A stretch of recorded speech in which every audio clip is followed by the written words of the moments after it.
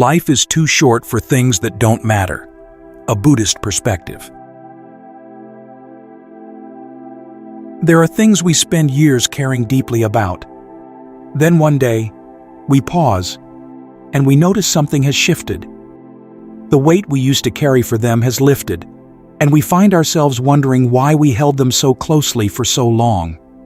There are also small things we walked past for years without really seeing, and then one day, something in us opens, and we understand. This was here all along. This pattern lives somewhere in almost every human life. We give our years to one set of things, and life slowly shows us that another set of things had been waiting for our attention the whole time. If you are listening, perhaps a question is already moving in you. It might be vague, more a feeling than a thought. Am I giving my time and care to what truly matters? Am I missing something my life has been trying to show me? And beneath that, perhaps there is an even quieter question. Am I living in a way that helps me become more settled? Or am I spending my days chasing things that only make me more restless? That question is what brings us here today. We are going to sit with it together, without rushing toward an answer. The teaching we will draw on comes from something the Buddha noticed 25 centuries ago. He saw that life moves through us more quickly than we tend to feel it. He also saw that much of our time and energy can be spent on things that, when we look back, may not have given us what we had hoped for. The Buddha's teaching, as we will encounter it today, is a teaching about clarity, about seeing things as they really are. He asked his followers to look at the world so honestly that the world would lose its hold on them. He never asked them to abandon their lives, their work, or the people they love. Before we look for an answer to the question of what truly matters, it may help to first face a truth that most of us tend to look past. We are strange this way. We know that life is short, and still we live as though we have endless time. We keep saying tomorrow. We keep saying this weekend. We keep saying once things settle down. We promise ourselves that the real living, the meaningful conversations, the books we want to read, the people we want to see, will all happen later. After this project ends, after the children grow up, after we save enough money, after things finally get easier. But life rarely becomes as clear and spacious as we imagine it will. New projects appear. New responsibilities arrive.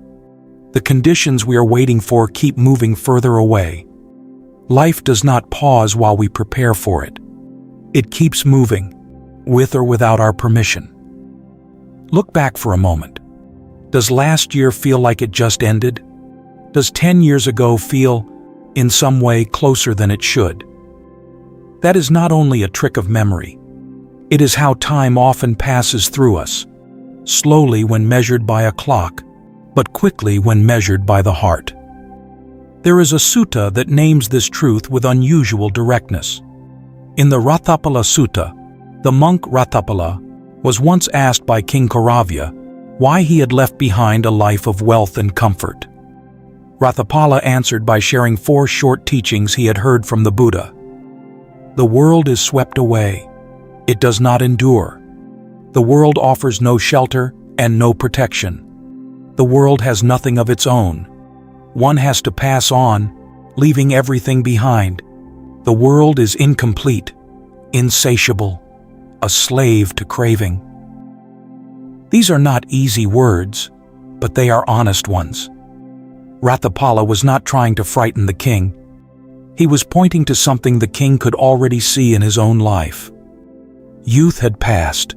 Strength had changed. Wealth could not follow him beyond death.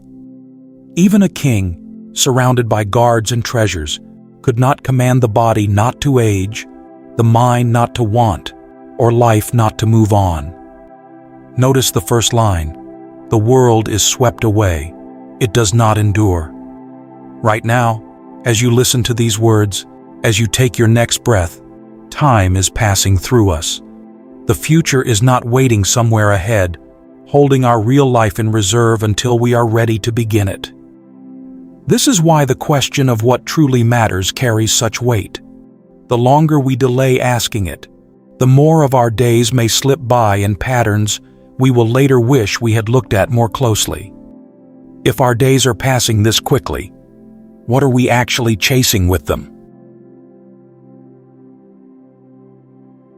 For most of us, the answer is not simple. We spend our lives moving toward many things: money, security, achievement, love, recognition, comfort, control. Each has its place. Money can protect a family. Work can support a life. Love can nourish us. Stability can give us room to breathe. A Buddhist way of seeing life does not ask us to pretend that ordinary needs are unimportant.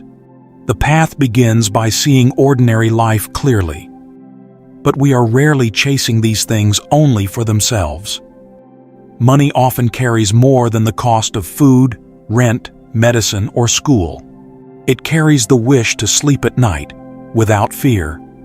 Success is not only a title or an achievement. It can become the hope that our life has value. Approval is not only praise from another person. Sometimes it feels like relief from the old fear that we are not enough. Even control, which can look harsh from the outside, often begins as a wish to feel less afraid in a changing world. Imagine someone sitting alone at night, checking a bank account again and again. The numbers have not changed since the last time they looked, but the mind keeps returning to them, as if one more glance might produce safety. Or someone refreshing a message, waiting for a reply that will tell them where they stand. Or someone scrolling through the life of another person and feeling, almost without noticing, that their own life has fallen behind. On the surface, these moments look different. Underneath, they share the same ache. We want to be okay. We want to know that we are not failing at being alive. We want the mind to stop tightening around the future. Maybe beneath many of the things we chase, what we are really looking for is peace. Not a life without difficulty. Most of us know that such a life does not exist. We are looking for a way to live inside this changing world without being pulled apart by fear, comparison, regret, and the pressure to become someone else. This is where the Buddha's teaching becomes direct. He did not say that money, work, family, pleasure, or responsibility are wrong. He asked us to look carefully at what happens when we depend on changing things to give us something unchanging. Everything we usually chase is unstable. Money can increase and decrease. Success can come and go. Praise can turn into blame. Health can change. Relationships can change. Even the version of ourselves that we are trying so hard to protect is changing all the time. These things can support a life, but they cannot carry the whole weight of our longing. We can work with care without losing ourselves in work. We can earn money without asking money to tell us who we are. We can love people without demanding that another person remove every loneliness from us. We can enjoy praise when it comes without building a home inside it. The question is not whether these things have a place in our life. The question is whether they can give us what we are truly seeking. Why do we keep looking for rest in what cannot stay? This is where the difficulty begins. On the surface, we may already understand much of what we have just been sitting with. We know that money can support a life, but cannot finally make us feel safe. We know that success can be meaningful, but cannot protect us from change. We know that praise feels good, but does not stay. We know that control can help us prepare, but cannot remove uncertainty from being alive. And yet knowing this does not seem to be enough. We may understand that lasting rest cannot be found in things that do not last, and still wake up the next morning reaching for the same forms of security, approval, achievement, and control. The information has entered the mind, but it has not reached the place where the grasping begins. The Buddha had a name for this gap: He called it avidya. The word is usually translated as ignorance, but that translation can mislead. It does not simply mean a lack of information. It points to the difference between what we know as an idea and what we have truly seen for ourselves. The data is in place. The seeing has not happened yet. In the Mullapariyaya Sutta, the Buddha pointed to a movement of the mind that is easy to miss. When the untrained mind meets experience, it does not simply know. It begins to conceive, to measure, to identify, and to turn what is passing through awareness into something connected to me and mine. A thought becomes my problem. A worry becomes my situation. A passing comparison becomes evidence about who I am. An achievement becomes my worth. A criticism becomes my wound. A fear becomes my future. The Pali word for this movement is jnana, and it happens before we are fully aware of it. This is part of why the search for peace can become so tangled. The mind grips onto things before we have a chance to decide whether they deserve our grip. By the time we notice that we are worrying, the worry is already moving. By the time we notice that we are comparing ourselves to someone, the comparison has already done its work. There is another layer underneath this. We continue these patterns because letting them go means meeting something we have been avoiding. Try this as an experiment. Imagine setting down, right now, the worry you carry most often. The one that has been with you for months, perhaps years. Set it down completely. What appears in the space where the worry used to be? For many of us, the honest answer is a kind of silent unease. The mind does not seem to know what to do without something to solve, defend, or fear. So we keep worrying. We keep comparing. We keep reaching. We keep trying to become the person who will finally be safe, admired, loved, or complete. Modern psychology might call this avoiding experience. The Buddha used an older and sharper word, upadana, clinging. This is why the advice to simply let go can feel so frustrating. The mind cannot let go on command. It keeps holding because it is afraid of what waits underneath the holding. Until that fear is met with patience and care, the old patterns continue, no matter how many times we tell ourselves we have understood. This grasping does not appear only in our ambitions or our worries about the future. It appears most clearly in the smallest moments of ordinary life, especially with the people we love. You are in the middle of a difficult moment with someone close to you. Your spouse, your parent, your sibling, your closest friend.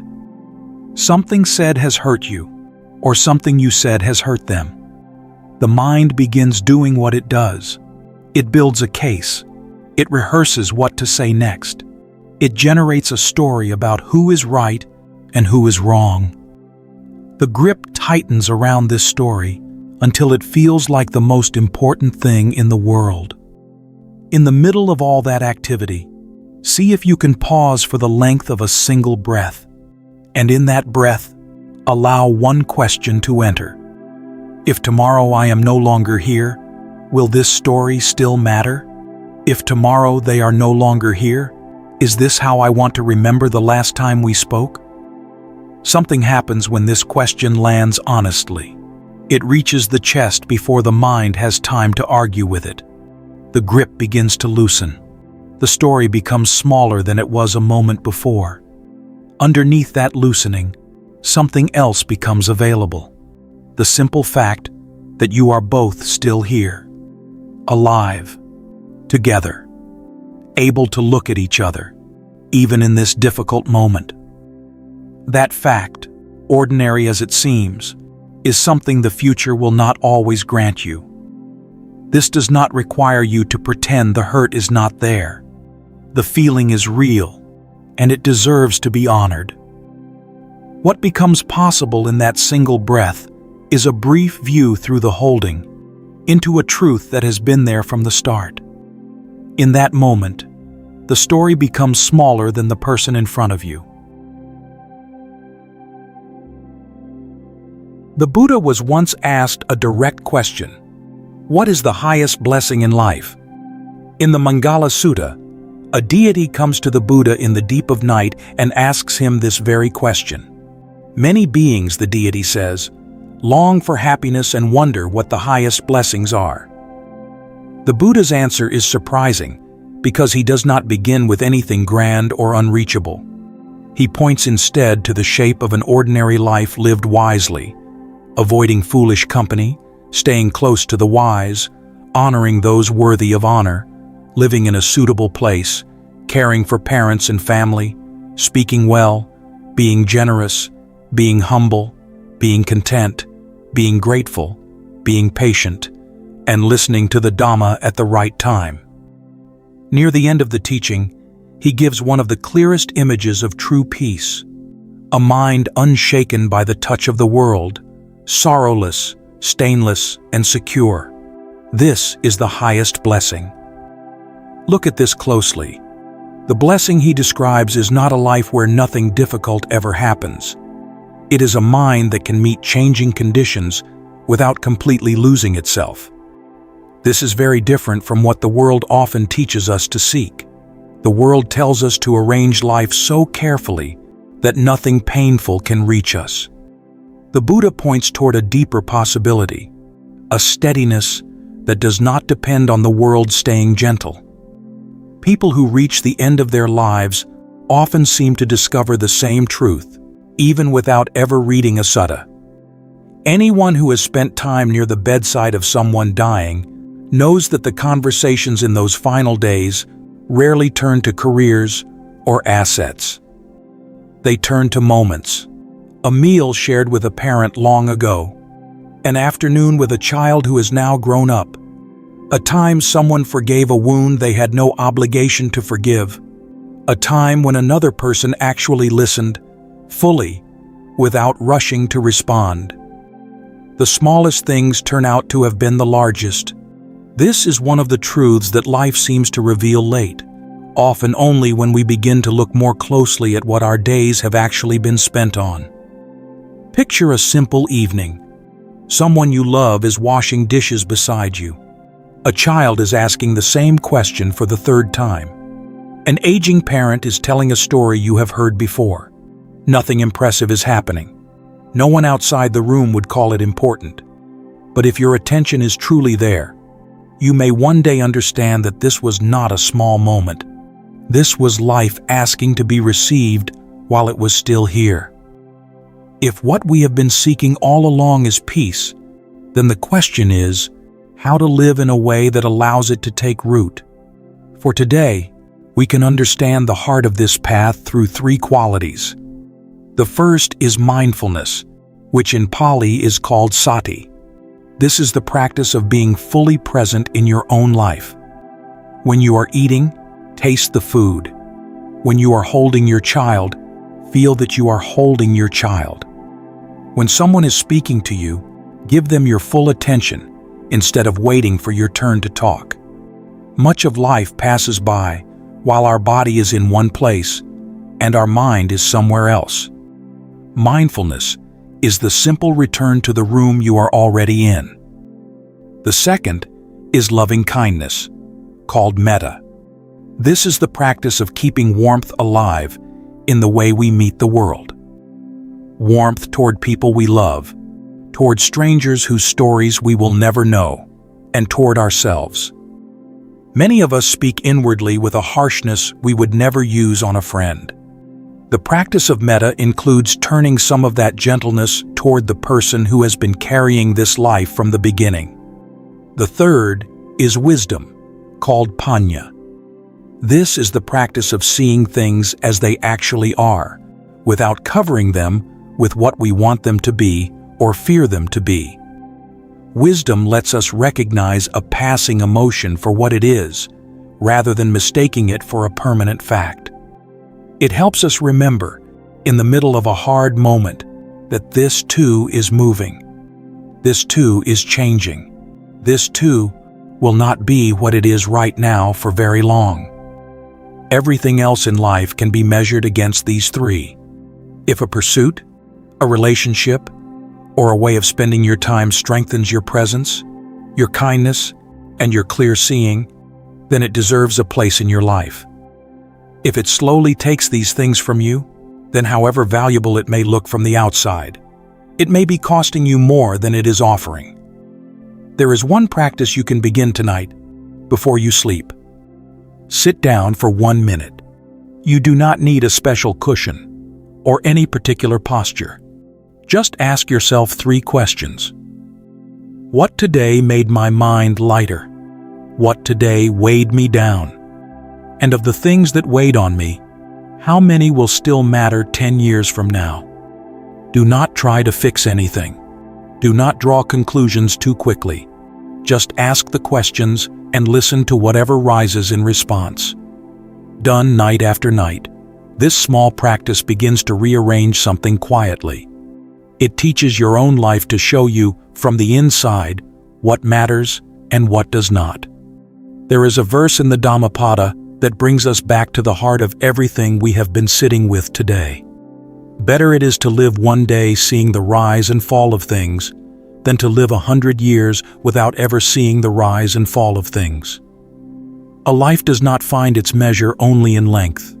It finds its measure in the depth of what we have actually seen, touched, understood, and lived.